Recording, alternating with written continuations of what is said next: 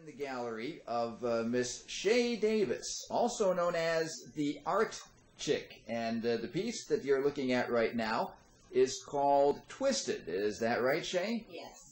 Twisted. Come on in and say hello to all of our viewers out there in internet land. There she is. This is the Art Chick. What's up, everybody? Welcome to my studio. Come on in. And tell us about Twisted. Twisted, it came about when I was writing a poem one night, and I decided to, why don't I put a visual piece with this verbal piece, see what it come out to be. So Twisted is on recycled ceiling tile, and this is acrylic paint. And I just always wanted people to know that whatever you're going through, whatever type of spikes you might hit in life, that you always try to have color around you. You've been an artist for how long? Oh my gosh, for as long as I can pick up a pen, piece of paper. And let's start from the beginning of your artwork, which it's kind of arranged chronologically here in your gallery, which means we need to pan over here and come to this piece, which the first time I saw it, it reminded me of the rooster on the Kellogg's Corn Flakes box and the old commercials that they used to have way back in the 1960s with the rooster crowing to tell you it's time to rise and shine and eat Kellogg's Corn Flakes for breakfast. Tell us about this portrait of this is a rooster, is that right? Yes, it's a rooster.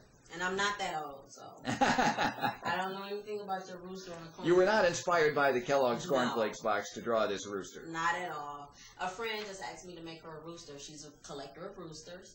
And she asked me to make a rooster for her kitchen. And I just drew it out and colored it in pastels.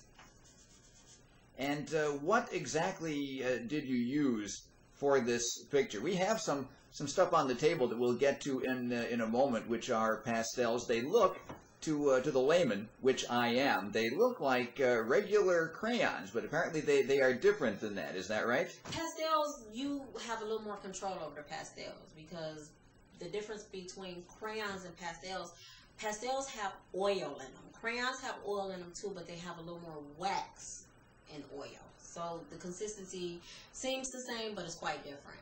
And we'll take a look at your pastels in just a moment. What did you use for the rooster? Was that pastels? That was pastels. That was all pastels. Pastels and pencil. What medium do you use, say, more often than anything else? Is that the pastels, or what exactly do you use? Yes, I'm a big fan of pastels, watercolors, and acrylics, of course. But pastels are my actual favorite medium. And moving over here, we have a couple of pieces. We'll start with the one on the top, the lady in the hat. Tell us about that one. This piece was inspired by my mom, actually. She's a wearer of hats, and she wears many hats, and I love her hats.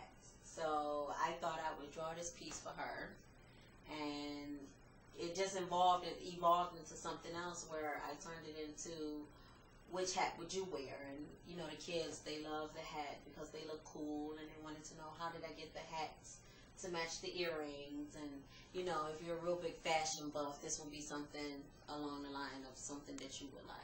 And what did you use? This is not pastels, obviously. No, with this one I use colored pencils and tempera. And what kind of paper is that? This is regular construction paper. I'm all into, you know, using the basics. You can do a lot with the basics. I'm not going to go out and buy the most expensive paper unless a job calls for it. But yeah, just basic construction paper, black construction paper, and chalk, a little bit of colored pencils with a little bit of tempera and a little bit of pastels as well. Now the picture below this one, which we'll see in just a minute, I noticed that one does have a name. That does have a title. Does this one have a title? No. The one below has a title because she's a little more hip. She's a little funky. I use a mixed medium. I use computerized art as well as hand-drawn art. And this one is considered the glamorous life. That's what I was thinking of when I made that piece. And that is the name of that picture. When I saw this originally, and I believe you brought these pieces to the local access cable television show that I'm fortunate enough to host from time to time.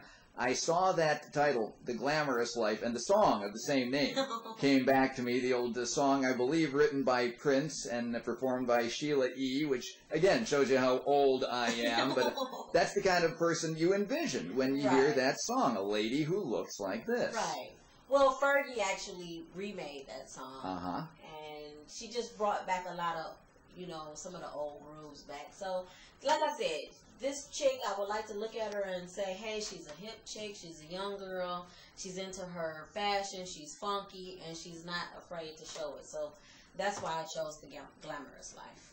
And moving over here, you've told us about Twisted, so there is a piece right up here to the left of Twisted. Tell us that's the one. Tell us about that. This piece was inspired by my living room.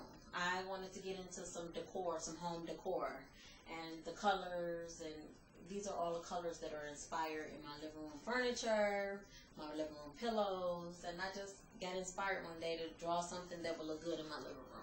And above that, and we'll just go over these briefly, these two pictures are some of your early work, is that right? Yeah, these pieces are actually from school. We're not going to get really into those. It's just showing where I came from and where I am now. And where you are now, among other pieces, we've seen Twisted. Let's move over here. The piece next to Twisted. First of all, I have to tell you how much I enjoy these, just because I like bright, colorful things. And these three pieces are, if nothing else, bright and colorful. Tell us about this one in the middle. This one here, this is Chaos.